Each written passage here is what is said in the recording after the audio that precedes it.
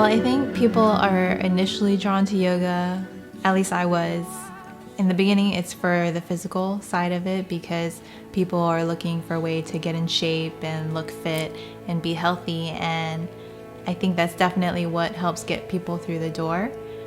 But what keeps them there and what hooks them and keeps them coming back is once they cross over the physical part of it and they reach the mental benefits, the spiritual benefits, the healing benefits on a much deeper level. So for sure, it's probably the physical part that gets most people through the door because nobody expects that all this other good stuff's gonna come with it, but it's definitely the deeper side of it that keeps them there.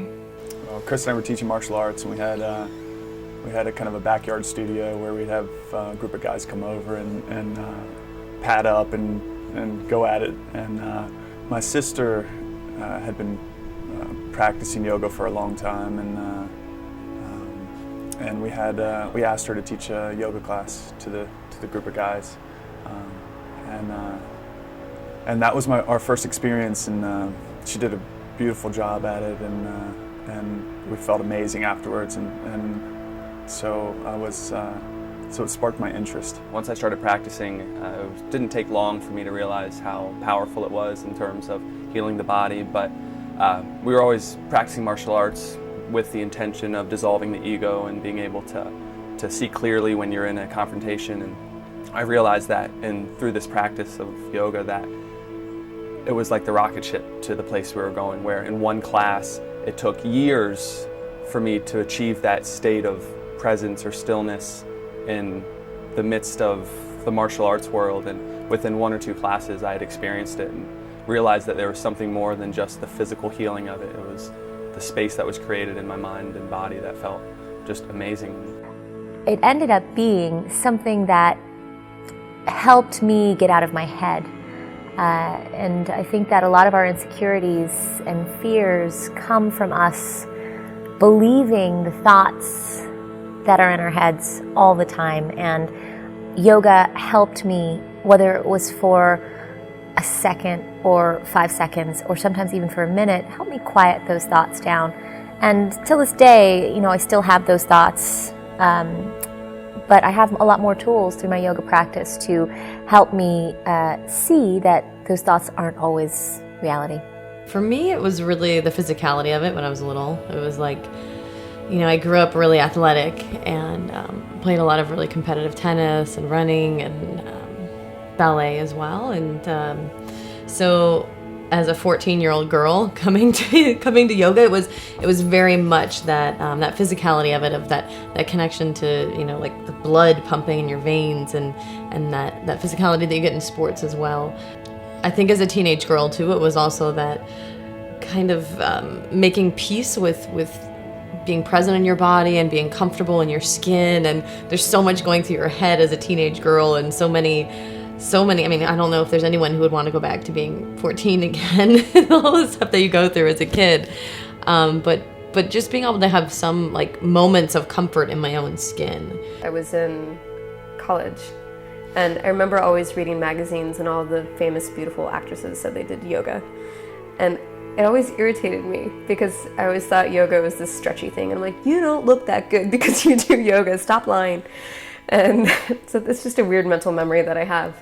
And then I started practicing it in college. I went to University of Virginia, and we had the aquatic and fitness center. And then a girlfriend of mine who was in musical theater, she went off for the summer and did this ballet camp, and they did yoga. And she came back, she's like, oh my God, there's this thing called yoga and we have to do it. So she found a local Ashtanga studio, and we started going there, and it became the highlight of my week. And I started scavenging as much money as I could and started going twice a week. And by the time I graduated, I thought, I think I want to learn how to teach this, because I still wanted to act at that point. I'm going to move to Los Angeles, go to Hollywood, become a big star, and and learn how to teach yoga to make money in between. I've always been very, very physically active, so and that might actually be more instilled in me from my mother, because I think maybe I might have been a lot to handle as a kid, just energy-wise. So she made sure to put me through physical activities before bedtime. So, I did baseball head on for a good 5-6 years, played hockey for a good 5 or 6 years. I mean, religiously. That was like, those were my sports. And I think I've always needed something physical to at least allow me to sleep and allow me to calm down, because I think there's a lot that goes on in my head. So it's always been a good way of chilling out, really, just working myself physically. Back in August of 2007, I actually started working for a company called Lululemon, a little tiny company. And at the time, they would allow their full-time employees to take any form of a physical fitness class for free. They pay for it, they reimburse you the money. And so I did kickboxing. I was already a gym rat, going to the gym all the time, doing all that. And I just happened to be asked to go to a yoga class. It was Vinyasa Flow Level 2-3.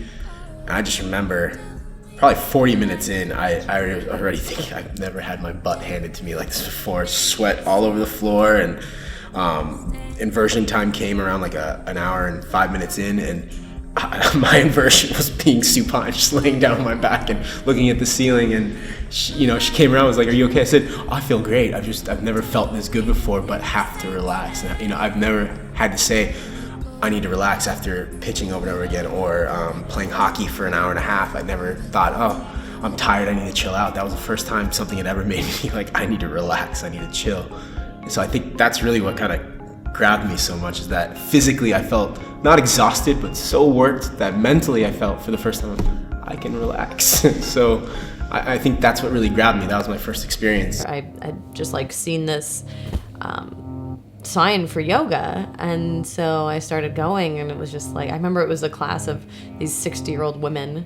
There were probably like 4 of us, and eventually my teacher invited me to practice at his house, and I didn't really know it that much at the time, but we were doing Ashtanga, and it was like, there were 4 of us just breathing in this small room, and just that like connection to the life force and the breath, and like that movement was captivating to me. I think so many people get into yoga for so many different reasons, and I'm not scared to say that mine was very, very physical. And I think part of what I love about yoga still is very physical. Through that physicality, I find a little more mental clarity. So that's really what got me hooked. I think I was hooked that day one, honestly, because the next day I took a day off, but then from then on I went every day. 3 months later, teacher training. I knew. It's one of those things for me. Normally, if I decide to do something, I really do go 100%. Even though my wife might say that I'm fairly indecisive about certain things, I'm indecisive about things that I'm skeptical about. Maybe I'm more skeptical about things. About myself when it comes to certain things. But when it came to yoga, I was like, I want to do this because it makes me feel good, and I want to share this with other people. At least how I feel. It just felt good, honestly. It was kind of that simple. I've always been in tune with my body. I was a tomboy ever since I was a little girl, so I've always been very athletic. And then I moved into theater, where I'm not a trained dancer, but give me the choreography and I'll figure it out by the time the curtain goes up. And it was really exciting to, my teacher, she was this beautiful, I don't know how old she was, but she had this long gray braid and the most beautiful, graceful, strong body I'd ever seen. And I just really looked up to her, and she was so graceful, and I wanted to possess that as well. I loved the potential that I saw every time I went for growth and strength and things that I didn't know I was capable of doing. And I was 20 or 21, or I don't even remember when I was 19 or something like that. So I don't know if I could really wrap my brain around what it actually meant, aside from I want to do more. Like, give me more of this. This is great. It was once I started doing it consistently. Before that, because I was only doing 1 to 2 days a week, I felt it, but it wasn't enough to notice something deeper going on initially.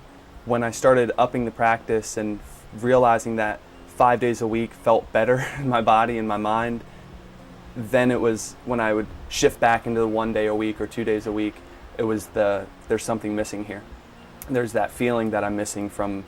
And I didn't even put 2 and 2 together in the beginning that it was the practice, but it didn't take too long for me to wake up and realize that. I started going more regularly, and then I actually was in a car accident and it hurt my back really badly. And so I started using I went through physical therapy and it didn't really help. And so I started doing my yoga practice more and was realizing how much that was helping. There weren't really any yoga teachers or studios at the time. This was like 16, 17 years ago. And So I decided I wanted to become a teacher, and I'd kind of been playing with teaching friends and family, and I liked the idea of it, and so I went and decided to start teaching, and at that point it became a very regular practice, of course, ever since. The shift from wanting to be an actress to a yoga teacher was almost immediate, because I grew up in Kansas, and Midwestern people are just really nice. So it was a bit of a shock going to Hollywood. And, I had that stereotypical response that you always hear about, where I went and I met with the manager, and she looked at me and said that the weight that you're at right now, you could be the funny best friend. And if you want to be the ingenue, I hate to say it, but you definitely gotta lose weight. And I was so young and so beautiful and in really good shape. And so to hear that, I just remember going home thinking, do I need to starve myself? Do I need to do the cigarette and coffee diet that everyone seems to do here? And simultaneously, I was doing my yoga training. Hollywood rejecting me and making me feel like I was lacking, while simultaneously yoga was showing me you're perfect and you have everything that you need already. So it didn't take me long to realize I don't want this. My mom and dad were kind of hippies without the drugs. They were like they were on their spiritual paths. Especially my father. He was he taught us about meditation at a really young age, and that didn't negate the fact that you're still dealing with yourself, right? I still have to sit and be with myself, to practice and understand myself better, and to see my neuroses and my quirks and my dysfunctions, and then take honest stock of myself. Do I want to live with this, right? Do I want to live with my little crazies, right? Or do I want to shine awareness on them and be more skillful? So yeah, there was lots of hurdles, meditation practices where you feel like there's a person trapped in your head just chattering away, and you're like, why? Why are you tormenting me? But yeah, it's any spiritual practice or any consistent practice with knowing yourself is going to have those hurdles. It's part of the path, I think. Even today, like if I talk about yoga, I still talk about the physical side of everything. But I think mentally, yoga is kind of, it's allowed me to not only self-reflect, but also self-reflect on the things that maybe my patterns, maybe negative patterns that I have. And that in itself is a mental thing, to really think about yourself, and not necessarily in a positive light, but in a way that's not necessarily things that you need to fix about yourself, but just being more self-reflective and really seeing whatever it is, whatever reactions I have to other people, how that affects other people, and what place or what position I play. I look at her because we talk about this often, but what position I play in the things that go around me, especially with my family and the people that I affect.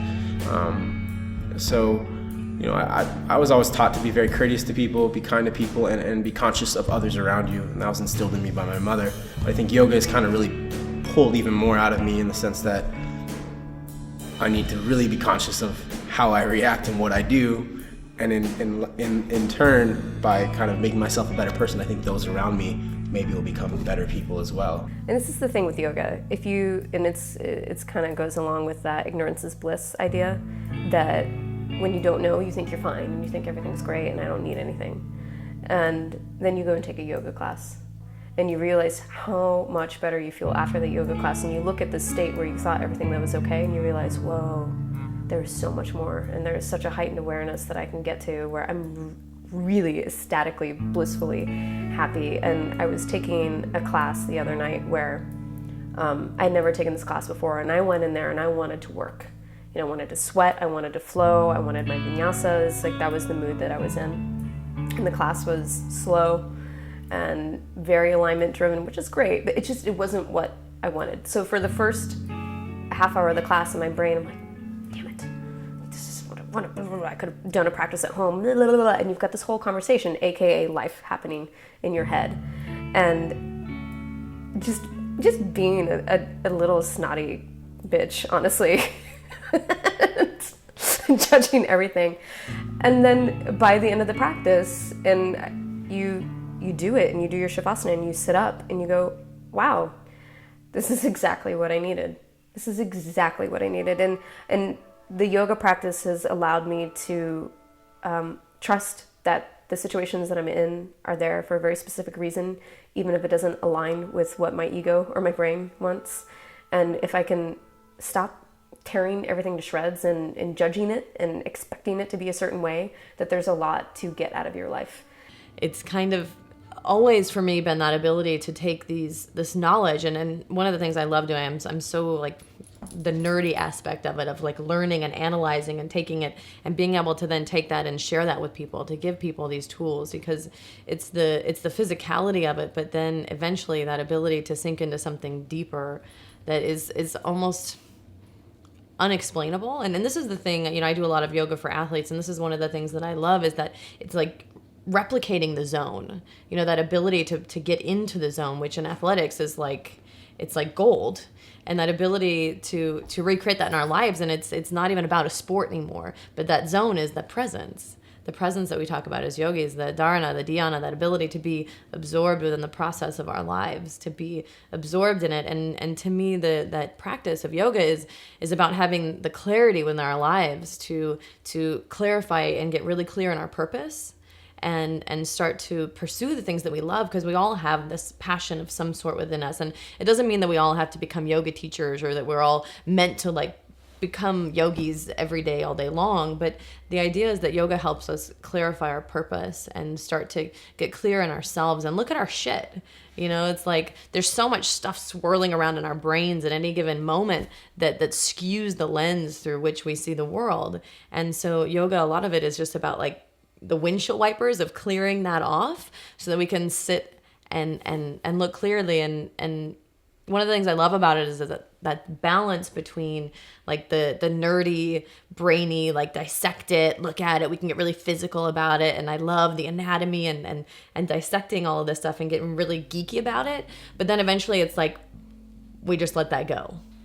Yoga is just like anything else that you do, in the sense that there's always room for improvement. I think yoga can just be harsher in the sense that it's right there. You're dealing with yourself, whether it's your physical body and limitations or mental limitations for that moment or that day, but it's right there in your face. You're on this mat, and that's all you have to work with. So, one day you could be feeling great, you're moving through the practice, everything feels good, and you're doing poses deeper and stronger than you ever have. And the next day, sometimes it just kicks your butt and it's just not happening. So it forces you every day, every moment, to really deal with yourself.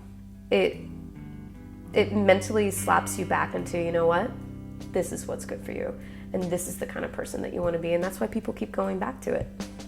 You get hooked, because at the soul of things, we all want to be a good, full, happy person.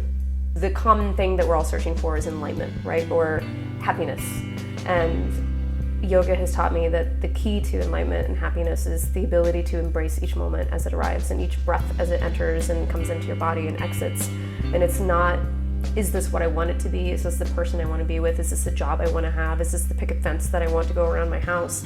But rather, what is happening in front of me at this moment? And when we can let go of the reaction and the judgment and just observe, then you're out of that headspace and you're like, this is fantastic. I remember vividly one shavasana, at the end of one class, I had an experience of complete stillness. It was the experience of being completely aware. It wasn't like checked out, catatonic, like I'm in this dreamy state. It was totally present, completely aware. And for whatever reason, I was able to stay there for the length of my shavasana. It was probably 5 minutes. And that shifted my whole understanding of what I was doing in the practice. It was the moment of, this isn't just move your body here, move your body there, get strong, get flexible. There's something that it's taking me towards within me, and it's not outside of myself, it was within me. And that was the first realization that what I'm looking for, I already have. And the way to experience it wasn't to look outside of myself and start getting deeper and stronger and more flexible and faster. It was to get calmer, to slow down, to quiet the mind, and to realize that we have everything we need.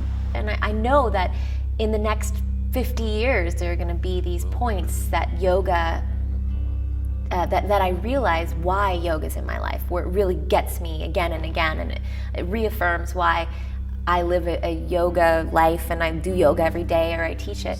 It's because it does, you do come across those points in life over and over again that remind you how important yoga is to you. I think the reason why I went through all those different sports, and I'm not saying I got really good at those sports, but I feel like I was pretty decent at them, but I would drop them at the drop of a hat, because I think I got bored a lot with doing the same repetitive thing.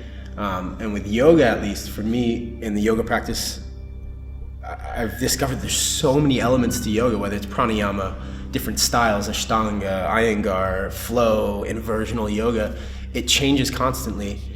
And not only does it change, I just feel like it gives me the opportunity to change constantly. So that's why I think I love it. That's why I love my personal practice, because it can change all the time. There's no like mastering anything, because once you feel like you've mastered something, there's another way to connect what you feel like you've mastered into something else, you know?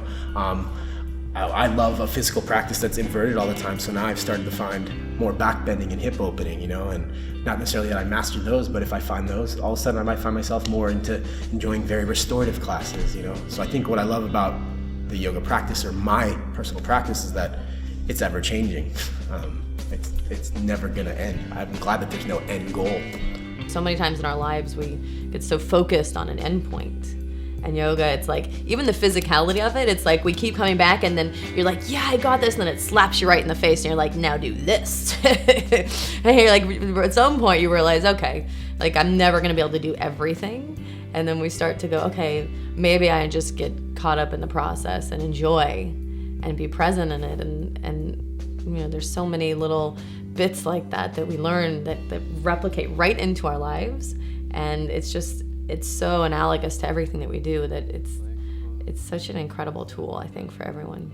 It's such a pivotal thing in life that if people can get past the preconceived notions that they have of what yoga is, because yoga has survived forever, basically, and for a very specific reason. And I like to compare it to Madonna, that it's always changing and it adjusts with the times and it's always reinventing itself. And that's what's so magical about it, is that you can have an Iyengar student next to an Ashtanga student, and if they sit down and talk to each other, they're going to say, my way's the right way, no, my way's the right way, back and forth. But at the end of the day, it doesn't matter, because they found this style of yoga that served them, and that gets them to that higher place, or that mental place, or that place where I'm a better person, except for when they're arguing with the other yogi about what's right. So yoga is for everyone, period. And a lot of people have that reaction of, well, I'm too old, or I'm not flexible enough, I'm not strong enough, whatever it is that goes down the list. And it simply boils down to judgment, because say you're not flexible or strong, and all you can see is pictures of people doing handstands. And in your head, that's yoga, or that's what media is trying to portray as yoga. And that's called ego. And that's excuses. And that's saying, well, this offends me, so I'm not going to even try it. And the sooner people can get past what offends them in anything, beyond whether it's an action sport or a personal relationship or yoga, once you realize when you get offended, it's like an excuse to not do what you really want to do. Through your training, you have to relinquish the ego. If the ego gets involved, your clarity of thinking is gone. Your cognitive ability just disappears because emotion takes over and grips you. Of course, it comes up. You know, you get into a class and you're doing a pose that you always do, and you can't do it one day, and you're like, what's wrong with me? I should be able to do this pose. This is the whole mind chatter. So it's there still. You know, it's not like I have no ego now, but. It's always there, and there's a healthy part of it. You know, there's a healthy side to the ego. It's the part of us that forces us to put clothes on in the morning. It makes us, clean our, brush our hair and look presentable for the world. There's that side of it, but it can rear its ugly head sometimes. It really comes back to this lack of judgment, and I think that's why the world is where it is right now. There's just so much judgment, and I'm right, and not being able to listen to the other person, and greed. And if we can just drop that and breathe, and that ability to step into the moment and say, hey, this is where it's at right now, that's where the strength comes from. And it's inspiring and it's contagious. And when people go to a yoga class, they feel better. And when you feel better, you go home and you behave better. It's not so much for me about the style or the practice. I can appreciate many different styles and many different levels and many different things, but being able to open my eyes and look at what's going on and be really present within that process is what's important. And so I think my practice is much more well-rounded. I think there's definitely more meditation now. Definitely more than when I was 16 and I was kind of forced to do it and I hated it. I can definitely appreciate more of the sitting and the pranayama, but I still have a strong physical practice.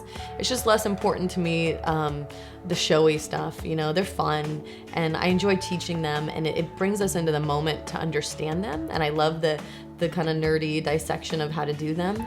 But in my own personal practice, it's kind of like, it's a nice balance of, the physicality with that mental inward place that I think is so important. And I think that's the beauty of yoga, is it just changes so much as you change, and it can be what you need for that day. It's like being able to understand enough to take what you need, I think, is a beautiful thing. There's yoga where you sit and meditate all day, and there's yoga where you're doing nonstop activity to hip hop music, and who's to say what's wrong and right? Because if Tupac Shakur is your gateway to enlightenment, awesome. At least Tupac got you there. So just let people have what they need, and let go of your idea of what's right or wrong. Lao Tzu writes that the path forward seems to go back, and the path into the light seems dark. And when I decided to be aware of certain psychosomatic things I hold on to in my mind, and when I started realizing that I want to be free of that, the first thing you notice is all the things that keep you bonded to it. And so it's challenging because the only choice is, well, I guess there's two choices. You can walk into it and see it for what it is, or you can turn away and run, but turning away and running is just avoiding it, and it's going to come back to you. It always cycles through. So it's challenging, but there's no other, I feel like the discomfort and the pain that you have to address, we all hold on some level because of whatever reason. The only way to really live a full life is to lean into that discomfort and lean into the pain, because without it, you numb joy and you numb love and you numb the experience of belonging and all of the other beautiful things that life is about. It definitely changes how you look at situations. It definitely changes how you handle situations because you have more tools now, but it also means that you see more and you're aware of more. So there are still times where your demons come back and haunt you, and a lot of times, even for me this past week, knowing that I need to go and meditate and sit on my cushion, knowing that I need that, is also when I'm scared to do it, because I know there's stuff that's going to come up for me and stuff that needs to be dealt with. So it's kind of a double-edged sword, but the thing is, it always moves you forward. Moving through those hard times and dealing with what you have to deal with that previously you may have been unaware of or wouldn't have been able to see, it allows you to work through it and move through it, and in essence move your life forward rather than just being ignorant to it. I find it really difficult, in my own experience, to teach people to just sit down and be still. It's difficult. It's hard. We've had meditation classes that you have and meditation sounds so mysterious. It's like, I want to be. You see the monks sitting in the cave and on the mountain, and it's like, whoa, that seems so mysterious. I want to try that. And so we'll have a meditation class, and 30 people will show up to it. The next day, 15 people will show up. The next class, 5 or 6 will show up, because it's real work.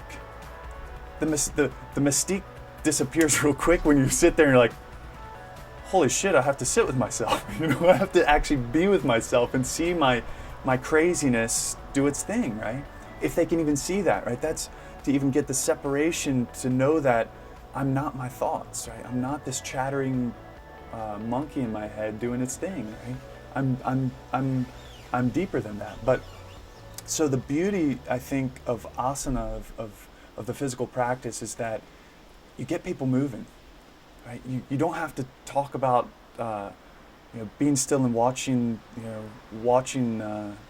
paying attention to your breath and being the witness of the chatter, right? Which is very difficult for where society is right now.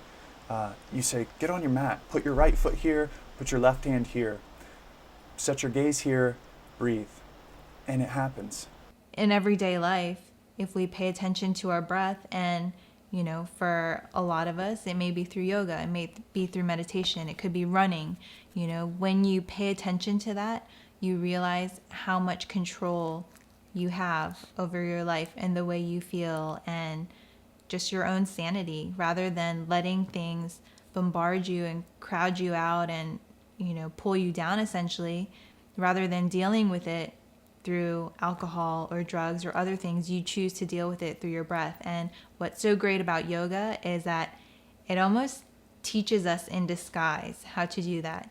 It starts with the physical practice and the movement, and the teacher's just saying, inhale, step your right foot forward, exhale, and it's almost like tricking you into breathing. But at the end of the day, what it comes back to is your breath. Your breath controls your movement. It controls your actions. It controls what comes out of you. And essentially, we can take control of that back rather than letting our environment control it. Yoga is huge in the modern day life. I think it's so easy to get caught up in the things that we do and the to-do list and the checklist and the goals, which is great. We need those things.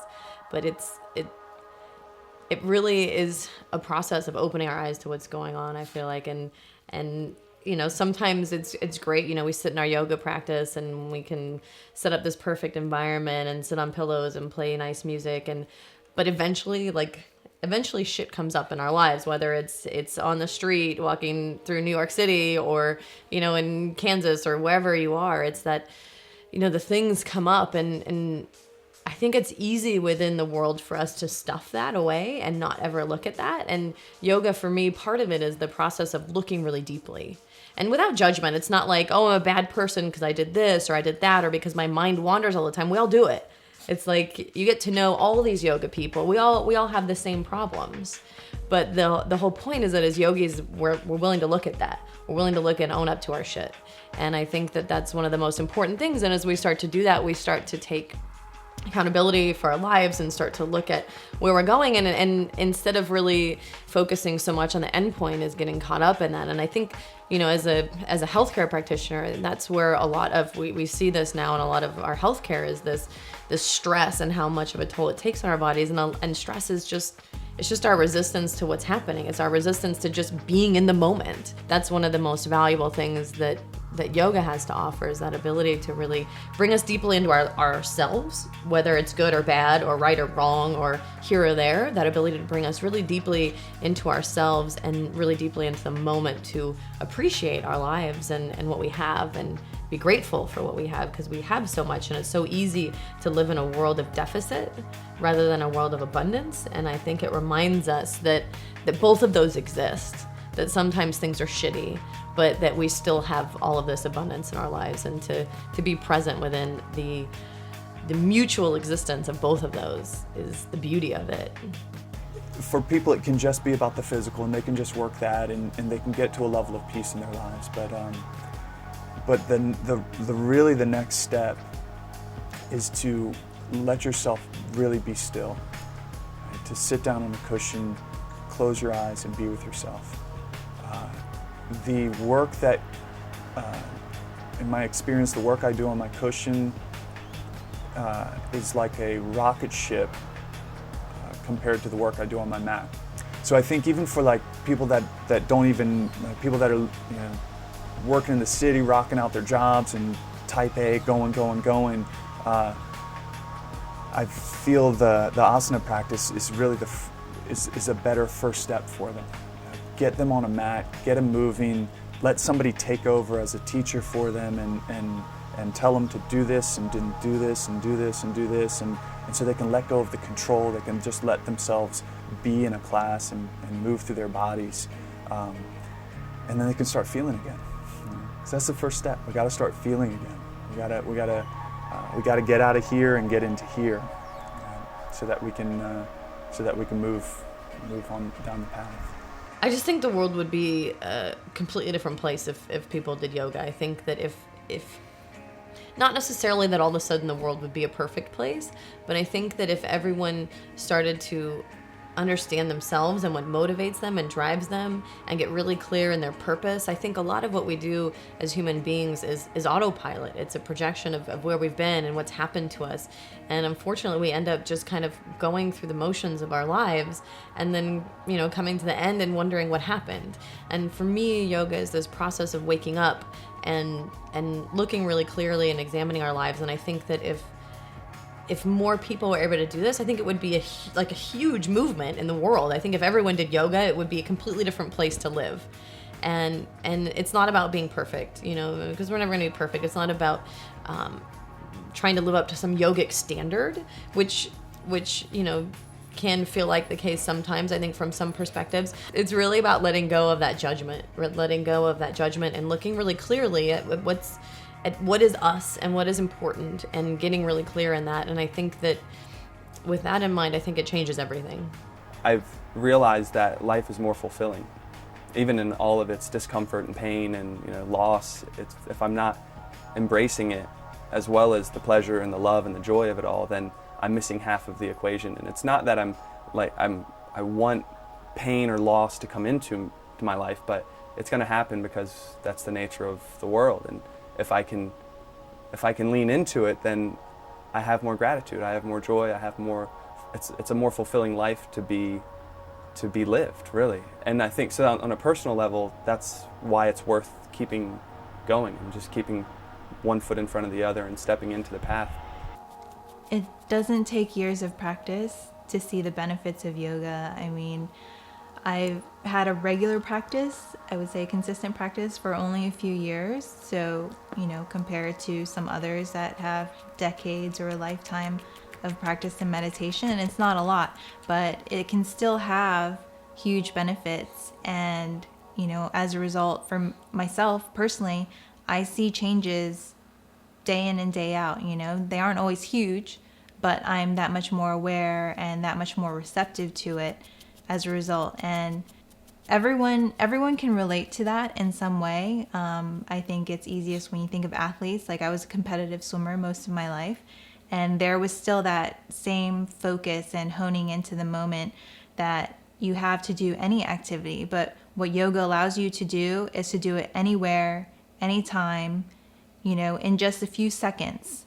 Just pause and get into that moment and really drop in, rather than having to go through a 2-hour workout, and essentially like exhausting yourself to the point where you just can't think of anything else. My favorite is when people, if I sit next to someone on a plane and they ask me what I do, and I say, I teach yoga. And they go, oh, do you do anything else?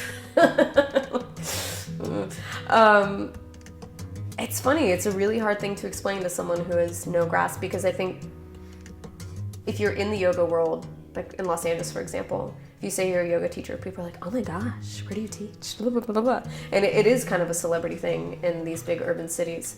But you go outside of that and you get that reaction of, oh, do you work at the YMCA? Like this idea of, it sounds like a hobby to most people and not a career. And it has become a career for people. And when I go around traveling, I see people leaving high-paid jobs to do yoga teacher trainings because they're happy there and they're realizing that's their joy and that's their happiness, and that it isn't the dollar sign anymore. It's like, this is what I want to do. So it's kind of the poster child for me of happiness and pursuing what you really want and what makes your heart beat, as opposed to this is what society has told me I need to do, and this is how much money I should be making at this age, and these are the amount of babies I should have pumped out by now. And yoga allows you to be you. So it's, and it allows to be the fittest, most spiritually connected version of you. And it can be a workout, and if you choose to use yoga as a workout, that's great, that's fine. If you do yoga long enough, even if you're choosing to use it as a workout, it will become spiritual for you, though. In the same way that I think any athlete, it is spiritual, especially someone who's good at it. You don't get really good at doing anything unless it evokes emotion out of you, because if it doesn't, you'd stop doing it. It wouldn't matter. It wouldn't be important. You move on to the next thing. So it's when people say it's a body, mind, spirit experience, for real, it's phenomenal in that way. And how cool to get all of that experience in one arena. I think yoga is the study of yourself, you know, in many different, on all the different layers. It's the physical study and the asana practice, and the study of the mind, and the study of the spirit, and it can be as much or as little as you want it to be. I always think it's funny when I travel to places where people still are hung up on this idea of like the yoga body, or I'm too tight, or in there, you know, in New York and LA and the West Coast, like we don't really think about that anymore. I feel like yoga's been around for so long in those areas that we all know like the people who are tight are the ones that need it the most. Like those are the people, and I used to work with a lot of athletes too, and so it's like it's so helpful for them. But there's still, in some of those places like in the Midwest and in Europe and in other countries, there's still like, you know, maybe 10 years behind us, and like still with that of like, I need to be loose, I need to do this, I need to be a certain way, when yoga is for every body, it's for every person. And I think even more so for the people who are tight, even more so for the people who are athletes or sit at computers, or who have been through trauma in their lives. I think most people come to yoga in a place of kind of searching, of sometimes feeling lost or feeling broken or feeling